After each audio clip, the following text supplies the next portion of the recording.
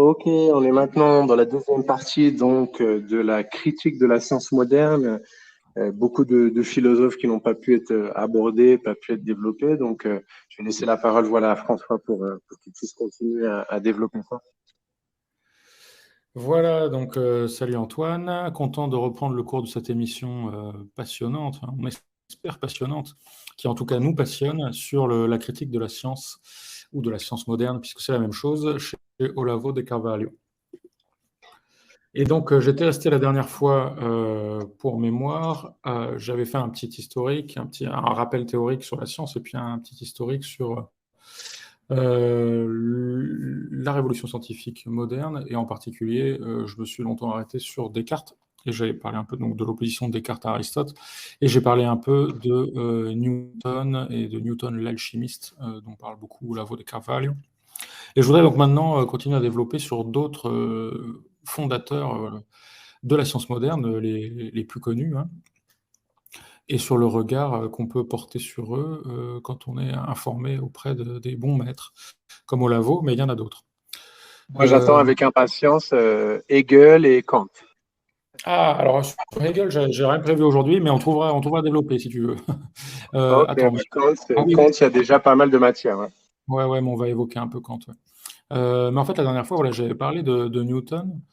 Et donc j'avais dit que c'était un alchimiste, ce qu'on ne sait pas toujours, qu'il avait développé une théologie antitrinitaire et que c'était une grosse partie de son œuvre, en fait, l'œuvre de théologie antitrinitaire, donc hérétique, que tout son système, toute sa pensée physique s'agençait dans le cadre d'une pensée et d'un système alchimique du monde, et qu'en fait on ne peut pas vraiment comprendre le sens de sa réflexion sur la gravitation sans en passer par l'alchimie. Euh, et, euh, et j'avais rappelé que Newton était un grand mathématicien. Et ça m'est l'occasion de dire quelques mots des liens entre mathématiques et philosophie et de l'importance du rôle des mathématiques dans la pensée moderne. Donc c'est vrai que quand on pense à la science moderne, puisqu'on parle de critique de la science moderne, on assimile beaucoup la science aux mathématiques. Bon, et ça mérite qu'on s'y arrête un peu. Donc dans la pensée ancienne, donc avant le monde moderne, les mathématiques n'avaient pas du tout un rôle aussi important. Ça, Carvalho en parle très bien. La science moderne, pas moderne justement, pardon, la pensée ancienne, donc de l'Antiquité et du Moyen Âge, était centrée sur le verbe, hein, le logos. Donc, le logos, c'est la parole humaine. Ça peut être la parole de Dieu, mais la parole humaine est à son image. Et, euh, ce que faisaient les savants, les intellectuels, les gens qui étudiaient, qui lisaient des livres, et il y en avait très peu bien sûr, mais il y en avait quand même à toutes les époques, euh, eh ben, ils étaient dans le verbe, quoi. Et d'ailleurs, si on lit, c'est-à-dire dans les mots, et c'est quelque chose qui est plus proche quelque part de la littérature, si on veut, que des mathématiques. Euh, ou plus proche de l'échange oral simplement entre personnes que des mathématiques, qui est quelque chose de l'ordre enfin, qui utilise beaucoup les chiffres, mais même s'il peut y avoir des mathématiques sans chiffres, mais qui n'est pas de l'ordre du logos, hein. Les maths, c'est de l'ordre du calcul, des rapports entre grandeurs, c'est quelque chose d'extraordinairement abstrait. Et donc, alors que ça va devenir donc au cœur, ça va devenir le cœur de la science moderne peut-être, les mathématiques. Et ça, c'est une différence radicale d'avec donc le savoir ancien, qui était un savoir où l'usage, en fait, on dirait l'organon en grec, mais donc l'instrument, voilà, l'organon, l'instrument du savoir, c'était le verbe. Voilà, et ça, c'est absolument capital. Donc, que ce soit pour Aristote et tout le Moyen Âge, et déjà avec Socrate, hein, dans les dialogues de Platon, quand il est question de science, il y a un dialogue entier qui est consacré à la science, le thé-tête, et, ben, on voit bien qu'il n'est jamais question de quelque chose qui ressemblerait à la science moderne avec son histoire de mathématiques, hein. Alors parfois il est question de mathématiques chez Platon, mais c'est pas du tout, ça n'a rien à voir avec les mathématiques telles qu'elles sont usitées dans la science moderne comme instrument central de la connaissance. Alors Bon, et rapidement, juste, mais garde ton fil, je vais faire un je le petit garde, aparté. je le garde toujours. Je fais un petit aparté justement sur Olavo du Carvalho a expliqué que la tradition orale aussi était avec Jésus lorsque Jésus prêchait et que les miracles était déjà quelque chose de réel et était quelque chose que l'on voyait. Plus tard, il y a eu les écrits qui sont restés, et donc on est déjà dans cette différenciation aussi où les écrits ne sont plus que des signes et simplement le doigt qui montre la lune. Et du coup vient la foi, mais il le disait lorsque Jésus était là, il n'y avait pas besoin d'avoir recours à la foi. Il y avait déjà les miracles, donc c'était quelque chose de réel et de physique, de vue, quelque chose d'auto-évident. Voilà, donc pour faire un parallèle avec la logique, je pense que ça a résonné un petit peu avec ce que tu élaborais sans faire trop de digressions. Voilà, et puis ce sera creusé aussi, mais c'était une idée qui me venait. Voilà. Ouais, ça devient, mais je rentrerai pas dans ce débat-là qui est une toute autre question. Le lien et la thèse de Carvalho est peut-être intéressante, mais peut-être critiquable aussi. En tout cas, le lien, et puis le lien, la question du lien entre la parole et l'écrit est une autre question que le que, que le langage comme instrument de connaissance est remplacé par les mathématiques. C'est une question très intéressante aussi. Et la question de l'écrit. Mais là, c'est plutôt ce dont je parlais, c'est plutôt la question de la connaissance, enfin, par la parole, par l'échange dialectique. Et je me réfère plutôt à Socrate et à la philosophie ici qu'à la religion et à la Oui, c'est Bible. moi qui ai fait une digression. Oui, oui. Oui, oui, tu Continue. viens un parallèle. Donc, pour Socrate, donc, dans les dialogues de Platon, et y compris quand il est question de la question de la connaissance, c'est la question centrale dans les dialogues de Platon, et c'est la question centrale de la philosophie de toute façon. Comment est-ce qu'on peut savoir quelque chose, et que sait-on? Donc les philosophes grecs à l'école de Socrate cherchaient la connaissance, la cherchaient par la parole, uniquement par la parole. Et la science moderne va prétendre trouver des vérités en passant par les mathématiques et par des instruments. Donc dans les deux cas, je voudrais émettre un commentaire critique à l'appui, ou plus ou moins à l'appui de Carvalho. Donc concernant cette place des mathématiques. Là j'enchaîne, ça me fait mon lien avec Galilée. Et sur la question des instruments, je dirais peut-être un tout petit mot de Heidegger, si j'y pense. Galilée, donc on peut en parler, et donc Galilée et le rôle des mathématiques dans les sciences modernes. Bon, ce que je voulais dire simplement sur Galilée, j'en retiens deux choses. Je ne suis pas du tout un expert de la question de Galilée, mais donc Galilée, moi je le connais il me fait penser à l'inertie, ses travaux sur le mouvement et sur l'inertie, et qui sont sans doute à l'origine qui seront repris et prolongés par Einstein. Et puis, il y a donc la lunette de Galilée qui viendrait valider la découverte de Copernic, mais ça, on va parler de Copernic juste après. Et puis Galilée, il est connu aussi pour une phrase célèbre, et c'est de ça que je voudrais parler maintenant. Et cette phrase, c'est une phrase, le fait que ce soit Galilée est finalement pas si important que ça, mais elle révèle un état d'esprit, l'état d'esprit d'une époque. Voilà. Et l'état d'esprit de Galilée certainement, mais aussi de beaucoup de scientifiques, savants, intellectuels, philosophes, penseurs de cette époque-là. Donc Galilée, vous vérifierez ces dates, mais c'est le XVIe siècle, je dirais. Et donc cette phrase, c'est Le monde est un livre écrit en langage mathématique. Donc cette phrase est extraordinairement éclairante pour comprendre le problème qui nous occupe et la spécificité de la nouveauté de la science moderne par rapport au savoir ancien et au rapport à la connaissance. Donc, quand Galilée nous dit que le monde est un livre écrit en langage mathématique, qu'est-ce qu'il faut comprendre par là? Donc ça veut dire qu'il y aurait des règles ou des lois, c'est ce qu'on va comprendre spontanément, les lois de la nature qui seraient écrites, alors par qui? En langage mathématique. Et donc on devine que la mission du savant, ça va être de décrypter un texte en fait qui serait encrypté. Donc la nature serait cryptique, et le scientifique serait le scientifique mathématicien moderne aurait pour mission de venir décrypter ce langage crypté pour expliquer donc le fonctionnement de l'univers matériel de la nature. Bon, et moi ce que j'ai à en dire, c'est que ça me fait immédiatement penser à la Kabbale, puisque donc pour la Kabbale, donc soi-disant mystique juive, en fait, il faudrait dire plutôt ésotérisme juif ou gnose juive. Bien pour la Kabbale, il y a un parallèle, une équivalence entre les lettres de l'alphabet hébreu, et les nombres. Donc, à chaque lettre de l'alphabet correspond un nombre, et d'ailleurs, les Juifs anciens, mais je crois qu'encore en Israël aujourd'hui, enfin, là, je ne suis pas sûr, qu'ils utilisent les lettres de l'alphabet, ou au moins dans certains contextes, pour indiquer les nombres. En tout cas, chez les Juifs anciens, ils n'avaient pas les caractères arabes, donc ils comptaient avec les lettres de l'alphabet pour les calculs.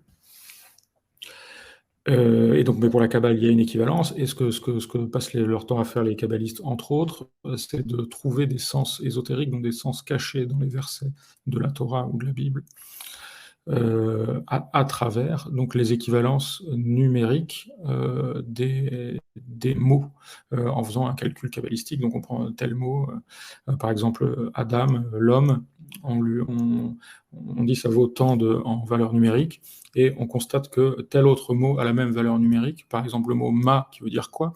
Je reprends l'anecdote au rabbin kabbaliste de France Culture. Et donc on va spéculer, on va philosopher sur ce rapprochement entre l'homme et le quoi, c'est celui qui pose des questions, etc. Mais on voit que c'est totalement irrationnel, vraiment hautement irrationnel. C'est juste pour donner un exemple, pour comprendre un petit peu ce mécanisme de la Kabbale, il y en a plein d'autres. C'est un moyen d'exégèse, un moyen d'interprétation des écritures sacrées, qui est totalement irrationnel et qui fait appel quand même à quelque chose qui est de l'ordre du calcul. Voilà. Et donc, donc cette philosophie de la science moderne qui est évoquée par Galilée avec cette formule sur la nature, qui est un livre écrit en langage mathématique, on peut considérer que c'est une philosophie kabbalistique. Donc, où le scientifique est un sorte de rabbin kabbaliste, en fait, qui, armé des mathématiques, va aller décrypter le code que serait le monde, qui aurait été écrit par un dieu qui nous pose des devinettes bizarres, quoi. Donc voilà pour Galilée, les mathématiques et l'esprit occultiste et kabbalistique de la science moderne. Dans le même genre, on a Francis Bacon, Francis Bacon qui est un des théoriciens de la science moderne. Et je l'avais noté parce qu'il y a dans le texte que tu es en train de traduire, Antoine, il y a un passage bien intéressant de Carvalho sur Bacon et cet esprit kabbalistique des sciences, mais je ne l'ai pas suffisamment en tête en fait pour en dire grand-chose. Mais Bacon a écrit un bouquin qui s'appelle quelque chose comme je crois que c'est Scientia Nova, ou le nouvel esprit, l'esprit scientifique, quelque chose comme ça. Le titre sera repris d'ailleurs à mon avis, par Feugelin dans un de ses bouquins. Oui, celui que tu appelles Vaugelin, je vais en parler de temps en temps, donc je le dis, Antoine, pour qu'il n'y ait pas de mécompréhension entre nous, celui que tu appelles Vaugelin, moi je l'appelle Feugelin, mais c'est bien le même. Feugelin, c'est la prononciation allemande de son nom, et c'est un philosophe auquel se réfère souvent Carvalho. En français, ça s'écrit Ça sonne un peu plus portugais aussi, la prononciation Vogelin. Ok, très bien. Feugelin en allemand. Mais si tu dis Vaugelin, je verrai qui c'est. Mais même en portugais, ouais, on dirait, en portugais par exemple, il dirait Vogelin. D'accord, très ouais, ça bien. ressemble Okay. déjà plus à l'allemand. Ouais. Donc voilà, Galilée le kabbaliste, donc Bacon également occultiste et kabbaliste, et qui a écrit un texte programmatique sur la science moderne, et qui a des résonances kabbalistiques, et qui accorde beaucoup d'importance aux mathématiques, le Francis Bacon aussi. Donc on voit que là, il y a un changement de paradigme, pour reprendre l'expression de Thomas Kuhn, l'épistémologue, entre le savoir ancien fondé, qui se sert du langage pour chercher la connaissance, c'est-à-dire de la dialectique, de l'échange d'arguments. Finalement, la recherche de la vérité dans le monde ancien, elle est beaucoup plus proche d'un dialogue en fait, entre personnes intéressées par un sujet, que la science moderne, où c'est un savoir de spécialiste très versé dans les mathématiques, où tout doit passer par le biais mathématique pour arriver à un résultat considéré comme scientifiquement valable. J'évoque un autre grand nom de la science moderne, qui est Copernic. Donc là, on fait un pas en arrière par rapport à Galilée, puisque c'est antérieur. Et Copernic, qui est le vrai, en fait, le vrai bouleversement, c'est Copernic. Alors, il y a plein de noms qui ont compté, il y a Kepler, etc., encore d'autres. Il y aurait beaucoup à dire sur Giordano Bruno, mais là, il faudrait que je fournisse je fourbisse mes armes pour en parler. Enfin, parmi les noms qui ont vraiment marqué ce renversement de la pensée et cette naissance de la pensée moderne. Copernic, donc peut-être un des plus importants, en tout cas certainement le plus important dans le domaine de la cosmologie, puisque c'est à lui qu'on attribue l'héliocentrisme, qui est évidemment une vérité scientifique incontestable et incontestée, sauf à commettre un crime de la pensée ou une hérésie, que je me permettrais de commettre un peu, enfin en tout cas je me référerais à Carvalho, qui ose, non pas dire que Copernic ne dit pas la vérité, mais au moins interroger ce renversement de perspective qui est celui du passage du géocentrisme à l'héliocentrisme. Donc qu'est-ce qu'on peut en dire, ou qu'est-ce que je peux en dire dans le moyen de mes faibles connaissances? C'est que, et si je m'appuie sur Carvalho, il va nous expliquer que pour faire des calculs qui expliquent la rotation des astres, l'héliocentrisme, ça peut marcher. C'est pas que ça marche forcément mieux, mais ça marche aussi. Ou pour faire l'héliocentrisme, et enfin le modèle cosmologique qui est celui de la science moderne. Donc, je le rappelle en quelques mots ce qu'il est. C'est donc une Terre ronde, en rotation sur elle-même, avec la Lune qui tourne autour, et cette Terre est une planète parmi d'autres d'un système solaire, et toutes les planètes tournent autour du Soleil qui est au centre, non pas de l'univers, mais au centre du système solaire. Donc c'est ce qu'on appelle l'héliocentrisme, qui porte plus ou moins bien son nom. Donc Hélios, le Soleil, est au milieu du système, mais pas de l'univers, et dans lequel il n'y a pas de centre, et c'est un univers infini, ou en tout cas sans limite perceptible, enfin sans limite théorique même, ou qui serait en expansion, un univers matériel en expansion dans un vide infini, autre façon de voir les choses, et donc avec un Soleil qui est en un sens le centre, et en un autre sens pas le centre, vu qu'il n'y aurait pas de centre de l'univers, et ni de haut, ni de bas, ni de droite, ni de gauche. Bon, dans le monde ancien, c'est-à-dire qui était valide jusqu'au Moyen-Âge inclus, mais pas plus, donc c'est le modèle cosmologique dit géocentrique ou géostationnaire qui a été battu en brèche par les scientifiques modernes, donc, comme ceux dont je suis en train de parler. Donc ce modèle ancien, je le résume rapidement, c'est une Terre globalement plate, même s'il y a des creux et des bosses, avec des limites inconnues, mais pour ce qui est du plateau donc en question, donc quand les marins partaient au loin, ils ne savaient pas s'ils n'allaient pas tomber dans un gouffre, en tout cas, ils ne savaient pas vers quoi ils allaient, ils ne savaient pas qu'est-ce qu'il y avait derrière l'horizon. Ce plateau surmonté d'une voûte, qui est la voûte étoilée, avec donc les étoiles qui en rotation parfaite autour de la Terre, qui est non pas seulement le centre d'un système, mais le centre de l'univers, et avec une réalité en 3 parties: ciel, terre, monde souterrain. Et ça, c'est quelque chose qu'on retrouve dans toutes les cosmologies prémodernes et non scientifiques, hein. Donc on a toujours ciel, terre et monde souterrain ou enfer. C'est la cosmologie de la Bible, c'est la cosmologie des Grecs anciens, mais c'est la cosmologie aussi, dans ces grandes lignes-là, je crois, de toutes les civilisations connues. Donc les Scandinaves, les Égyptiens, les Aztèques, les Mayas, etc. Donc on voit que le monde moderne rompt, mais alors totalement, mais vraiment totalement avec ce système-là, pour proposer toute autre chose, qui est donc, selon la pensée scientifique moderne, est la seule vérité, la seule chose qui est à dire de vrai sur l'univers, et que le reste c'est de la mythologie, c'est des affabulations, alors que ça c'est la vraie réalité, vraie et incontestable.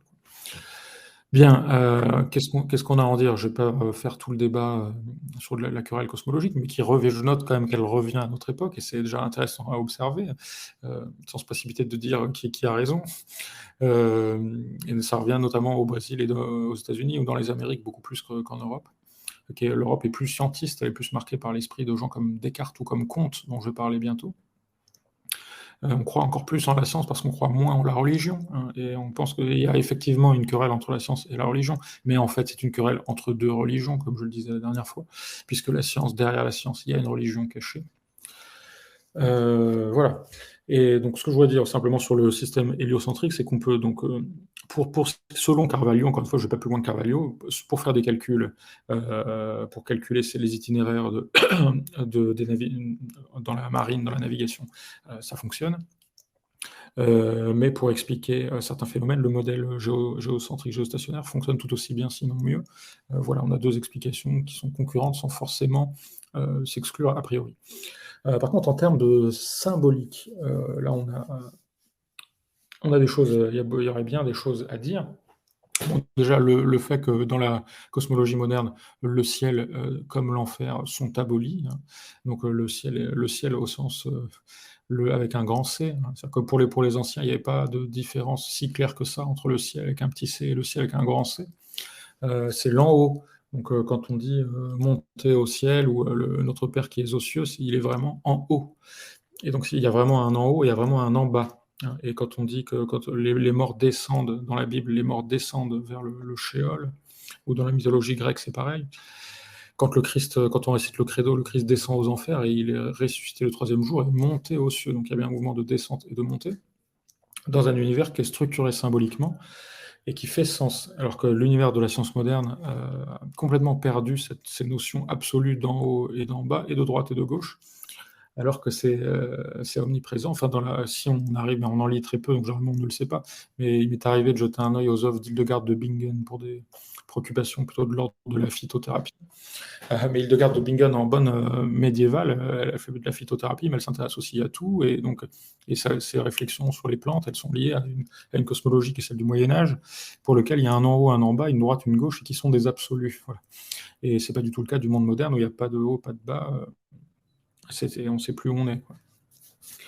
Et ce que je voulais dire, donc sur la portée symbolique, voilà, la portée symbolique pour la tripartition, l'absence de haut et de bas, ça c'est un grand bouleversement. Et puis dans le système héliocentrique, il y a des auteurs qui ont dit, et je trouve que c'est très intéressant, comme je crois que c'est également chez Madame Frances Yates que j'évoquais la dernière fois, c'est que ce système centré autour du Soleil fait penser à un culte du Soleil. Et le culte du Soleil, en histoire des religions, il identifie bien, hein. On a des cultes de ce type-là dans plusieurs traditions, mais notamment dans la tradition égyptienne, et en particulier si je pense à Aménophis IV, qui avait remplacé tous les dieux du Panthéon par le seul disque solaire, et qui vouait un culte à ce seul dieu-là dont il prétendait être le fils.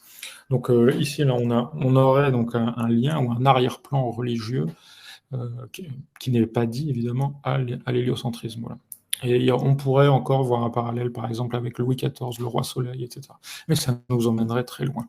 Est-ce que tu veux intervenir ici, Antoine? Il y a chez les Aztèques aussi, oui, il y a différentes Bien sûr, civilisations, bien sûr, sur le culte du remarquera. soleil. Moi, je voulais rebondir aussi sur peut-être, mais sans la développer plus, sur la théorie de la physique quantique aussi, où dans la physique quantique, on a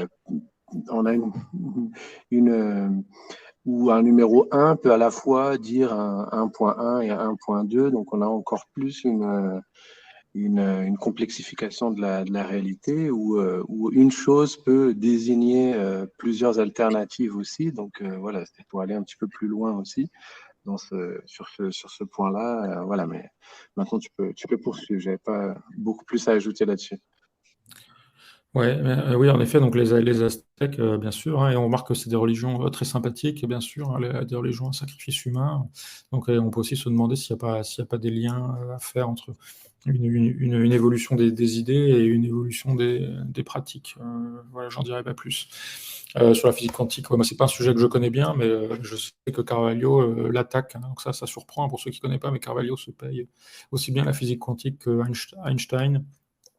Et il n'y a pas forcément besoin d'être un génie des maths pour avoir quelque chose à dire en fait sur ce sujet-là. C'est ce qu'il essaie d'expliquer. Et d'ailleurs, il aborde, parce qu'il les aborde en philosophe, donc il essaie de voir la structure philosophique, la logique qu'il y a derrière, et aussi la cosmologie, la métaphysique qu'il peut y avoir derrière ces pensées scientifiques. Et Voilà, parce que il justement, critique avec ouais. une approche intellectuelle, scientifique, philosophique. Oui, vas-y, pardon. Voilà, parce que justement, ce qu'Olavo Di Carvalho explique et ce qu'on fait dans ces vidéos, justement, c'est pas une critique de la méthode en elle-même, des techniques en elles-mêmes, mais c'est justement des fondements cognitifs de la philosophie de chaque science, de la philosophie des sciences. Et donc, de ce point de vue-là, il y a une doctrine, il y a, entre guillemets, une doctrine, il y a des règles, des croyances, des,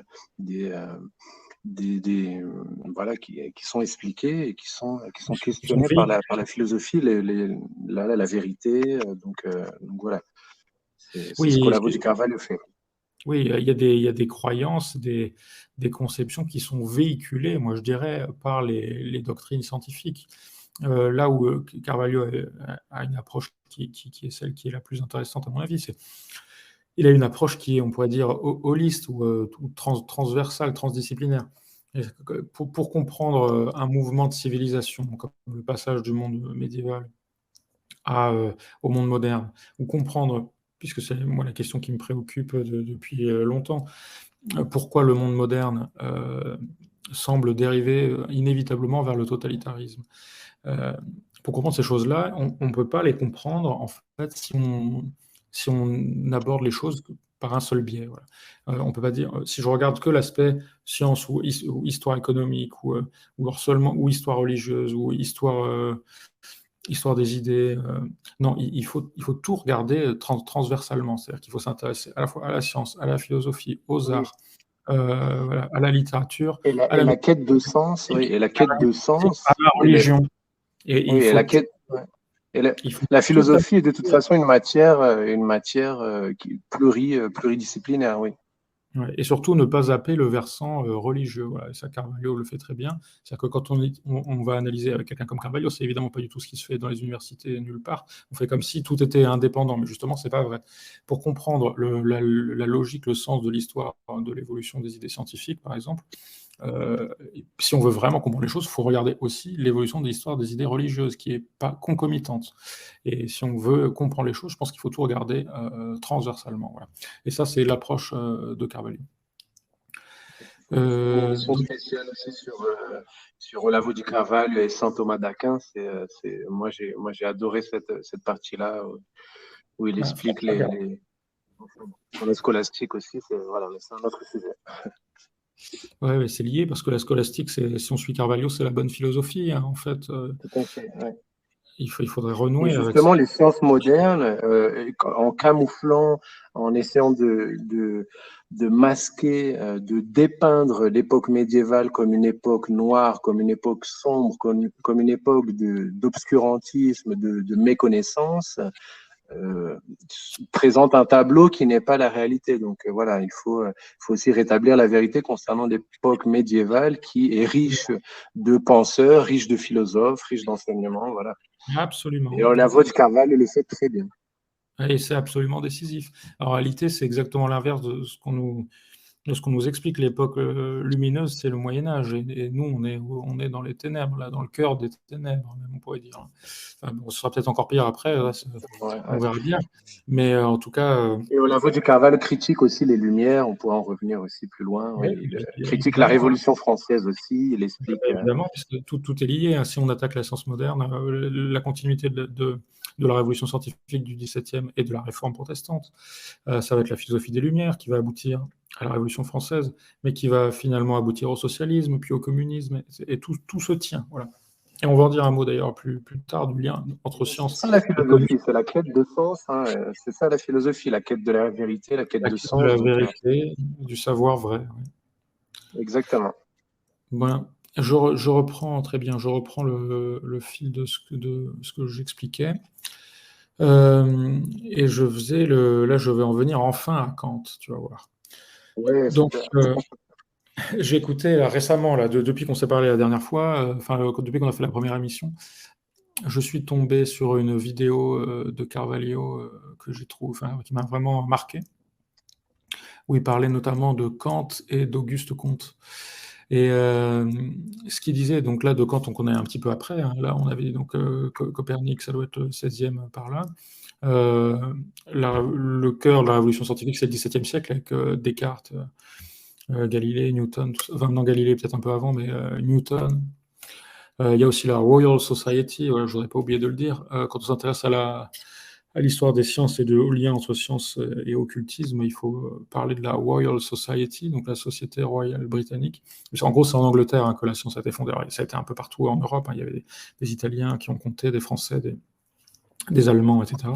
Mais je crois qu'il y a vraiment des choses décisives qui sont passées en Angleterre au XVIIe siècle, dans des sociétés secrètes anglaises, et dans des sociétés scientifiques proches de sociétés secrètes ou qui avaient un versant plus secret, comme la Royal Society, puisque tous les grands esprits de l'époque étaient là-dedans, scientifiques et philosophes. Parenthèse refermée. Donc, ce que disait Carvalho, donc, à propos de Kant qui vient lui un peu plus tard, donc là c'était le 17e, qu'on a les Lumières, le 18e siècle, et Kant est un auteur de la fin du 18e siècle. Mais Kant en fait va tirer les conséquences philosophiques ou poser très clairement sur le plan philosophique, c'est-à-dire sur le plan de la philosophie de la connaissance, les conséquences de la révolution scientifique moderne. D'ailleurs, ça me fait le lien avec mon chapitre précédent sur Copernic, puisque Kant a parlé à propos de sa propre œuvre, enfin à propos de la critique de la raison pure, son ouvrage majeur et son ouvrage de théorie de la connaissance, de révolution copernicienne. Il y aura une révolution copernicienne kantienne, c'est-à-dire une révolution copernicienne, c'est-à-dire un retournement. Copernic a mis le Soleil au centre à la place de la Terre, il a retourné complètement la façon de comprendre l'univers physique. Et Kant va faire la même chose à propos du sujet et de l'objet. En fait, Kant va mettre le sujet au cœur de la connaissance, pour faire vraiment ultra court. Mais il y a c'est une sorte de subjectivisme, ce qu'on appelle le subjectivisme radical. Oui, radical si on veut, mais il y a encore plus radical. Voilà. Oui, tu as dit tout à l'heure, oui. Très bien. Donc, ce que disait Carvalho là, à propos de Kant et comment il tire les conséquences philosophiques de cette révolution, c'est que à travers une entreprise extraordinairement minutieuse et qui est objectivement qui est hyper impressionnante sur le plan intellectuel, mais donc tous les étudiants de philosophie doivent se coltiner la critique de la raison pure, et c'est vraiment de l'ultra lourd, c'est du très très très minutieux en termes de détails conceptuels, etc. Mais du coup, on risque de se perdre dans le détail et de ne pas voir la perspective, en fait. Et moi, c'est vrai que là, vraiment, en écoutant Carvalho, j'ai eu le sentiment de mieux comprendre à quel point l'œuvre de Kant représente une révolution dans les idées. Enfin, la critique de la raison pure. C'est que tout ce qu'il explique avec son histoire de jugement synthétique a priori, Kant, alors vraiment pour employer, faire un tout petit peu de jargon de critique de la raison pure, Kant explique qu'on ne pourrait pas connaître, ou il remet fortement en question la possibilité de connaître par jugement synthétique a priori. Ça veut dire un jugement, donc c'est émettre un jugement, même avec son esprit, qui ne se rapporterait pas à l'expérience. Donc, a priori, ça veut dire... il dit qu'on ne pourrait pas enrichir une proposition. On ne pourrait pas... Si je pars d'un concept, je ne peux pas l'enrichir si je ne me réfère pas à une expérience. Donc, il remet en cause la capacité de l'esprit humain de connaître en dehors de toute expérience. Et donc ça, c'est ce qu'on nous explique à la fac, on me l'a expliqué 100 fois, mais là, ce que j'ai compris de Carvalho, c'est qu'en fait, ça veut dire que il fait du monde matériel, du monde sensible, du monde expérimental sur le plan instrumental, puisque la science moderne, on pourrait beaucoup parler du concept d'expérience dans la science moderne. Donc la science moderne se base sur des expériences, les fameuses expériences scientifiques, mais pour ça, elle utilise des instruments plutôt que les seuls sens. Pour les anciens partaient de l'expérience des sens. La science moderne fait des expériences instrumentalisées, enfin, en passant par un biais, un truchement instrumental. Et donc, ce que nous dit Kant, c'est surtout, excuse-moi François, et surtout la répétibilité qui est un des facteurs pour la nommée science, justement, le fait que ce soit répétitif, le fait qu'un autre scientifique puisse répéter cette expérience serait soi-disant un des éléments clés pour qu'on ait une preuve justement scientifique et donc une évidence présentée. Et donc, c'est cette répétition qui est difficile aussi à mettre en œuvre, justement parce que il faut. Olavo aussi parle d'accident, et donc le scientifique. La reproductibilité, plutôt, tu veux dire la reproductibilité de l'expérience. Oui, reproductibilité, voilà, exactement. Voilà, le fait que ce soit reproductif, et donc là aussi, c'est soumis à certains critères. Est-ce que cette reproduction n'est pas enfermée il y a tout un questionnement là-dessus sur la méthode et l'enfermement dans la méthode qui est développé par Olavo Di Carvalho, qui est très intéressante. Voilà. Mm, mm. Et donc, je reviens à mon Kant et j'essaie d'expliquer sur qu'est-ce que, en fait, de quel univers Kant nous parle et qu'est-ce qui nous. Et c'est extrêmement difficile à comprendre, en fait. C'est ce que je me disais de manière générale, j'ai oublié de le dire en introduction d'ailleurs. Petit aparté, avant de revenir à Kant. De manière générale, je pense que là, on parle d'Olavo de Carvalho, je ne sais pas ce que les gens comprendront de ce qu'on explique, mais je ne sais pas déjà ce que nous, on comprend de ce qu'il explique lui. Mais lui, ce qu'il devait comprendre, c'est un truc de malade, en fait. C'est que si les gens arrivaient à comprendre au moins un peu ce que veut dire quelqu'un comme Olavo de Carvalho, et qui n'est pas tout seul, hein, qui n'est pas un ovni, un mec absolument seul. Non, non, il y a d'autres auteurs sur lesquels il s'appuie, qui sont morts aussi, hein, pour la plupart, sinon tous. Mais il y a des auteurs du XXe siècle là-dedans. Mais c'est une approche des idées, enfin pas que des idées, c'est une approche des choses, du monde, de l'expérience, de la vie humaine, de ce que l'homme peut savoir, et de l'état du monde dans lequel on vit, qui, si les gens le comprennent, mais c'est une bombe atomique. C'est pour ça que le cours de philosophie que je suis en train de traduire et qui va apparaître dans quelques mois permet d'avoir par écrit ces différentes notions qu'on aborde dans notre série de vidéos. Absolument, c'est un et moyen qui est crucial. Il faut le partager avec les francophones. Donc, partagez cette vidéo, partagez sur vos réseaux sociaux, partagez avec vos amis un maximum. Et intéressez-vous, si vous avez la curiosité, pour bien faire, il faudrait aller lire tous les auteurs que cite Carvalho. Parce que pour comprendre ce qu'il dit, il ne faut pas s'en tenir à ce qu'il dit, il faut voir sur quoi il s'appuie. Si on veut comprendre, il faut lire beaucoup. Mais bon, on fait ce qu'on peut en fonction du temps qu'on a. Mais la philosophie, c'est l'entreprise d'une vie. Et donc, voilà, l'œuvre de Carvalho, enfin, c'est de la bombe atomique, vraiment. C'est-à-dire que si les gens comprenaient ce qu'il veut dire et comprenaient qu'il a raison, parce qu'il a raison, mais ce monde maudit dans lequel on vit s'effondrerait. Et tout est lié. On a fait une vidéo justement sur le marxisme culturel. On voit que ce camouflage existe aussi dans la science moderne. Donc, au niveau philosophique, comprendre comment la vérité a été cachée, comment on est dans une aliénation qui a été amenée par la description et qu'on oublie la vérité, voilà, il faut voir ça comme trame de fond, c'est extraordinaire. On est dans une matrice, on est dans la matrice ou dans la caverne de Platon. Voilà. Et pour en sortir, il faut suivre le philosophe qui, lui, a déjà vu la réalité dans la vraie lumière et redescend dans la caverne pour nous dire, les gars, c'est pas ici. Donc Carvalho, c'est ce philosophe, et son œuvre, c'est de la bombe atomique, dans le sens où, si on comprend vraiment ce qu'il raconte, on voit qu'il y a tout un tas de grandes théories qu'on nous vend comme étant sûres et certaines et à notre époque, et qui nous font vivre dans une matrice, dans un monde qui n'est pas le vrai monde. Voilà. On nous fait vivre dans un monde parallèle qui n'est pas la réalité.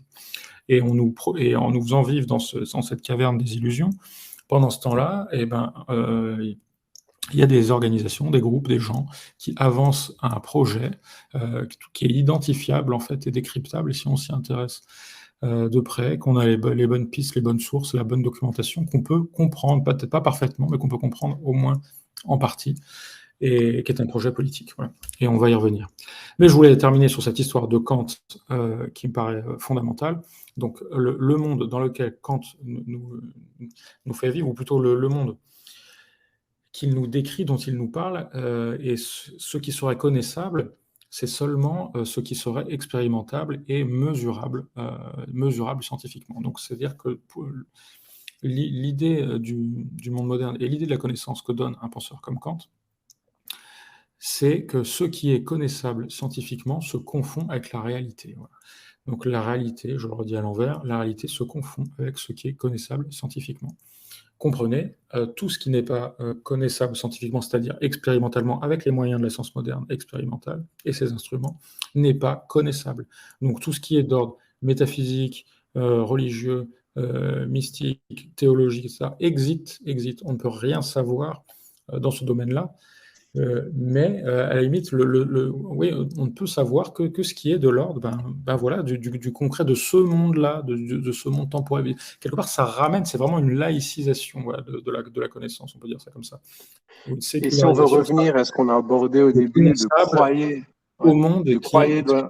qui est le monde visible, qui est le monde comme s'il n'y avait que ce monde-là. Voilà. Alors que le monde ancien avait toujours considéré, le monde chrétien en tout cas, il y a certes le monde dans lequel on vit, on peut appeler aussi le monde temporel, mais il y a un autre monde derrière. Hein. Voilà. Moi, je voulais revenir à ce qu'on disait au début, le croyait en la science, où justement on a essayé, François et moi, d'éclairer, bien sûr, c'est Olavo du Carval qui nous a déjà éclairé, et donc de questionner, j'espère que vous avez noté, que vous avez saisi, et puis que vous irez ensuite vous procurer le livre Cours de philosophie, pour comprendre que cette vérité qu'on vous présente, par exemple, le croyez dans la science, que vous compreniez quel est l'état actuel de la science, qu'il n'y a pas de consensus, qu'il y a eu, qu'il y a eu de la censure, qu'il y a, et qu'au niveau philosophique, l'importance de la méthode, des techniques, et la lumière est portée sur la méthode et sur les techniques et non sur les fondements cognitifs qui sont questionnables et qui doivent être questionnés justement. Donc questionner tout, c'est le but aussi de nos vidéos, de questionner un maximum. Voilà. Donc je ne sais pas si tu voulais rajouter encore un petit point, François. J'ai encore plein de choses à dire, mais on va voir combien de Évidemment, temps ouais. il nous reste. Mais je voulais parler encore au moins d'Auguste Comte et du scientisme au XIXe siècle. Du positivisme, oui. Voilà, ouais. Parce que donc dans la même vidéo, Carvalho parlait de Kant et de cette image qu'il donne du monde et de ce qui est connaissable. Et comme si, parce qu'à la fois le monde moderne perd complètement le lien avec la réalité objective, avec ce subjectivisme, et en même temps, il réduit toute la réalité à ce qui est visible et expérimentable. Donc, c'est paradoxal, et c'est difficile à comprendre ces choses-là, parce qu'en un sens, le monde moderne perd la réalité, et en même temps, il croit que n'est réel que ce qui est visible. Donc, enfin, Et en plus, il y a de l'ingénierie sociale, en plus de ça, qui est rajoutée, en plus de ça. et ça vient plus tard. Bon, et Oui, donc oui. dans la même Mais vidéo, ça rend encore plus fou, ça rend encore plus fou. ouais, c'est clair. Il passait de Kant à Comte, hein, donc ça ne s'écrit pas du tout pareil. Hein. Comte, donc C-O-M-T-E, donc qui est un penseur, un philosophe français du XIXe siècle. Auguste Comte, ouais. Auguste Comte, et qui est le théoricien du positivisme, et qui a une certaine influence sur l'histoire brésilienne, puisque la devise, est-ce que tu le sais, tiens Antoine, tu le sais, ouais, que par Carvalho peut-être, que la devise du Brésil, c'est une devise d'Auguste Comte, ordem et Ouais, ouais. progrès. Ouais. Ordre et progrès. D'ailleurs, à mon avis, ça marche pas trop, hein, cette devise ordre et progrès. Pour moi, c'est soit ordre, soit progrès, moi, je dirais. Parce que ordre, ça sonne un peu, c'est la droite, quoi. Progrès, c'est la gauche, mais justement, à mon avis, la gauche et Enfin, son moi, je histoire. préfère d'autres devises. Moi, je suis plutôt la devise de Dieu, patrie, famille. Ah ouais, on Voilà. préfère, ouais. On est plutôt, nous, avec Antoine, on est plutôt Dieu, famille, patrie. Ouais. La devise de, la devise Parce de que ce. l'autre côté, c'est la libération des drogues, c'est le transgenrisme. Enfin, bon, on va pas rentrer dans la politique. Ouais. Pas tout de suite. Mais enfin, aussi, on fait bientôt le lien entre science et politique. Donc, Auguste Comte est un personnage intéressant voilà, à étudier en histoire des idées. Et donc, ce que disait Carvalho, c'est que d'un côté, Kant donc, réduit toute la connaissance au monde visible. Et après, Comte va fonder le scientisme, en fait. Et il va faire de la science une sorte de religion. Là. C'est que carrément la science devient chez Comte, et même avant Comte, voilà, je t'avoue que je me rappelle plus exactement ce que disait Carvalho sur Comte qui m'avait tellement intéressé. Il faudrait regarder dans ton manuscrit. En tout cas, je peux développer un petit peu sur Comte et faire le lien avec le point suivant entre la science et le marxisme. Déjà au début du 19e siècle, on avait les Saint-Simoniens. Les Saint-Simoniens, donc, qui s'appuient sur un gars qui s'appelait donc Saint-Simon, à ne pas confondre avec l'écrivain mémorialiste. Donc Saint-Simon, d'ailleurs, dont s'est revendiqué quelqu'un comme Emmanuel Macron. Hein. Macron a dit qu'il était Saint-Simonien. Et les Saint-Simoniens, c'était des gens, donc une sorte de secte utopiste au début du 19e siècle, qui prétendait fonder une sorte de société totalement fondée sur la science et avec une religion scientifique. Bon, et Auguste Comte, son idée de positivisme, c'est que il y aurait trois stades dans l'histoire de l'humanité. le stade théologique, le stade métaphysique et le stade positif. Donc le stade théologique, c'était à l'époque où on avait encore une religion avec une théologie, etc. Après, il y aura une époque intermédiaire qui serait l'époque moderne, donc mettons 17e, 18e, où on faisait encore de la métaphysique. Et puis Kant, c'est vrai qu'il vient mettre le coup de grâce à la métaphysique, comme il le dit lui-même dans la deuxième préface à la critique de la raison pure. Donc c'est la fin des joutes métaphysiques. Maintenant, on sait que ce qu'on ne peut savoir, c'est seulement ce qui est d'ordre expérimentable et donc scientifique et scientifiquement connaissable. Voilà. Exit la métaphysique. Et donc, pour Kant, on va atteindre au XIXe siècle, à la suite de ces évolutions, le stade positif où tout tourne autour de la science. C'est la science qui régit tout et donc qui devient une sorte de nouvelle religion. Hein. Bon, et alors ça, c'est pour l'aspect histoire de la philosophie officielle. Je me permettrai quand même de souligner que quelqu'un comme Auguste Comte, même si j'ai pas d'infos précises sur son compte à lui, pour le jeu de mots, ça sent fort quand même la franc-maçonnerie. Hein.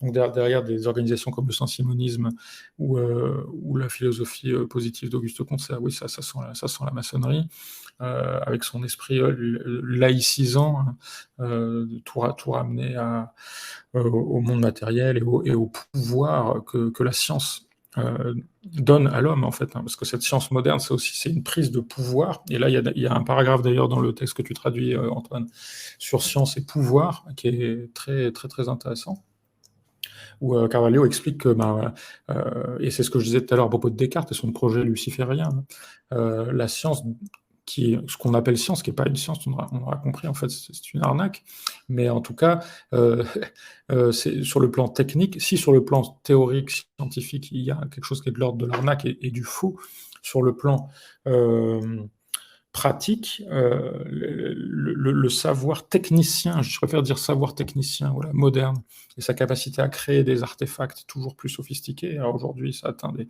proportions incroyables. Hein. Pour les hommes du passé, n'auraient jamais imaginé les ordinateurs, les fusées, les avions supersoniques. C'est des prouesses qui sont stupéfiantes, mais ça donne un pouvoir à l'homme sur la nature. Et donc, il y a ce côté révolte gnostique, et donc, moi, c'est là que ça sent la franc-maçonnerie. Donc, la franc-maçonnerie est une gnose, hein. C'est une prétention à acquérir une connaissance secrète inaccessible au commun des mortels, et qui donnerait un pouvoir aussi, un pouvoir particulier, et un pouvoir supérieur. J'entendais une fois un franc-maçon le dire très clairement, hein. Notre travail en loge, nous acquérons du savoir, et par ce savoir, nous acquérons du pouvoir. Et finalement, la science moderne, ça n'est rien d'autre. D'ailleurs, ce n'est pas par hasard que le symbole de la franc-maçonnerie, c'est une équerre et un compas, qui sont des instruments scientifiques. Donc moi, je vois bien un lien entre science et ésotérisme et gnose, et donc avec au cœur de tout ça la maçonnerie, même si c'est pas la seule organisation secrète gnostique, etc. C'est la plus connue. Et donc cette science moderne, eh ben, c'est cette dimension luciférienne, dans le sens où elle donne un pouvoir à l'homme sur la nature pour s'émanciper lui-même, s'élever au-dessus de sa condition, qui d'un point de vue croyant est la condition que lui a donnée Dieu. Hein. Et donc, on peut dire que c'est une révolte gnostique ou une révolte luciférienne, et une révolte contre la nature, en tout cas un projet de domination de la nature et de domination des autres aussi, des autres hommes, par ceux qui détiennent la science, et plutôt en fait les moyens techniques, qui sont des moyens aussi de domination des autres hommes. Voilà. Et je peux enchaîner avec l'alliance entre la science et le marxisme, dont parle Carvalho dans son séminaire.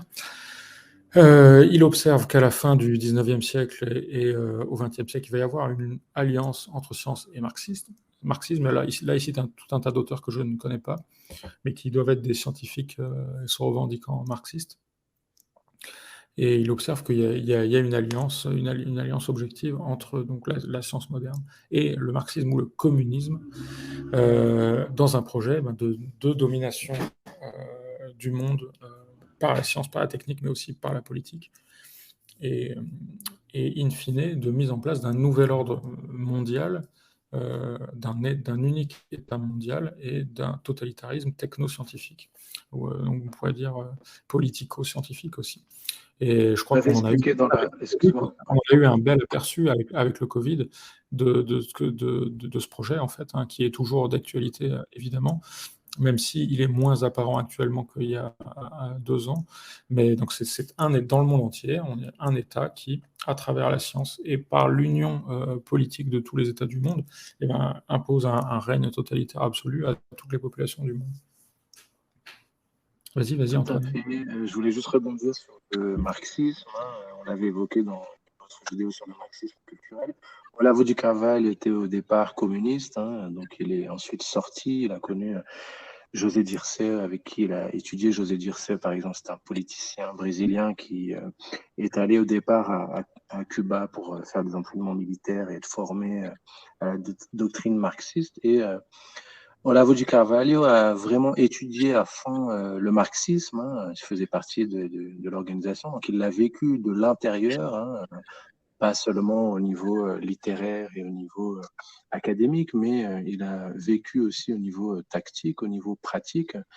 Donc voilà, c'était pour avancer un petit peu plus dans ce point. Donc lorsqu'il décrit le marxisme culturel, on a fait une vidéo dessus, il est vraiment dans la critique des techniques qui sont faites et quelque chose de pas seulement littéraire, de pas seulement théorique, mais c'est réellement quelque chose de pratique. On l'avait montré dans une autre vidéo. Voilà, donc il est vraiment très pointu là-dessus, sur le marxisme culturel, sur l'alliance aussi entre les grosses organisations, les grosses multinationales qui veulent justement un, un monopole et qui sont alliés avec les socialistes, avec une idéologie derrière qu'on pourrait développer, mais que lui a vraiment bien analysé en termes de domination à la fois idéologique et à la fois économique dans ce projet global que tu as expliqué. Donc voilà, ça fait sens et donc c'est pour ça qu'on vous invite à lire le cours de philosophie de Olavo du Carvalho et à vous pencher plus sur différentes vidéos aussi qui sont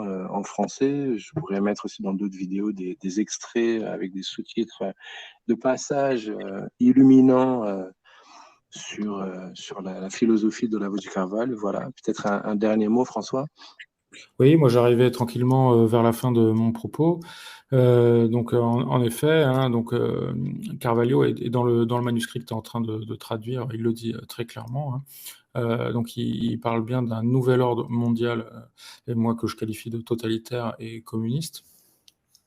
Ce qui est très difficile. Moi, on pourrait pointer au moins 3 éléments, hein.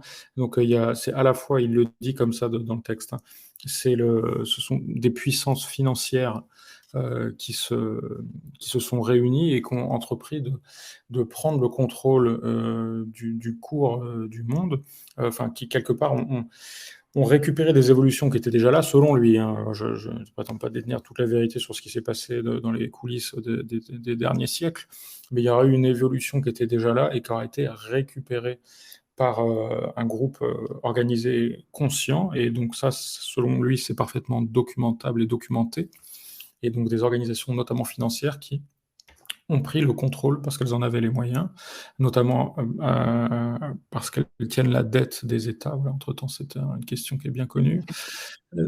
Et qui ont entrepris de prendre le contrôle du devenir historique pour amener l'humanité à cet état mondial, qui est aussi une utopie, qui a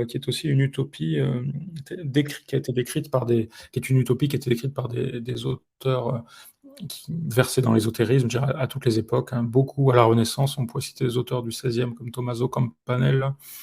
Il y a l'auteur anglais Thomas More aussi avec son utopie bien connue, mais également la République de Platon, il fait penser par certains aspects. Et donc ce projet utopique totalitaire est à la fois un projet qui est mené par les ultra-capitalistes, hein, les immenses puissances financières, mais qui est en même temps un projet communiste et qui est en même temps un projet scientifique, au sens où c'est un projet de domination par la science, de domination du monde et des hommes par la science. Et oui, je développe encore un petit peu. Je voulais conclure là-dessus sur le thème de la science et gnose.